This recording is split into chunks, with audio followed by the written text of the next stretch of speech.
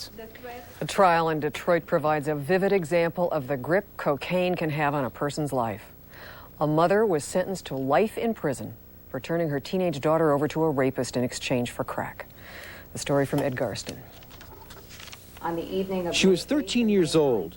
Her mother was addicted to crack cocaine. One night during May of 1988, the girl became the payment for the drug. Susan Barbier awakened her daughter Jennifer, brought her over to Anthony Sawyer's apartment, and left the two alone for an hour. An hour Jennifer later called. The worst hour of my life. In those 60 minutes, Sawyer raped the teenager repeatedly. When it was over, he and Barbier left her alone to get high. Last week, Sawyer was sentenced to 40 to 60 years in prison.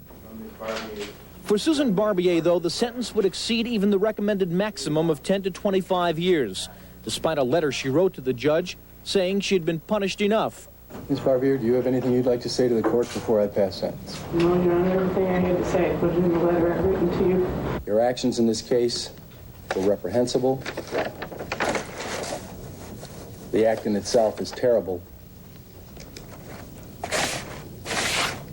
But when it occurs in this fashion between a mother and a child, as I've indicated, it exceeds all bounds of decency.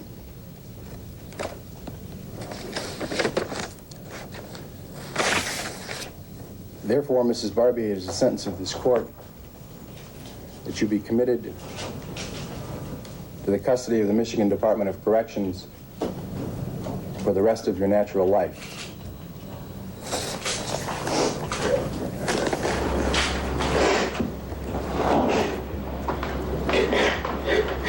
The judge later corrected the sentence to simply life in prison, which allows for a chance of parole no sooner than 10 to 15 years. Mother and daughter's eyes never met. Barbier stole a quick glance at Jennifer, but it was never returned.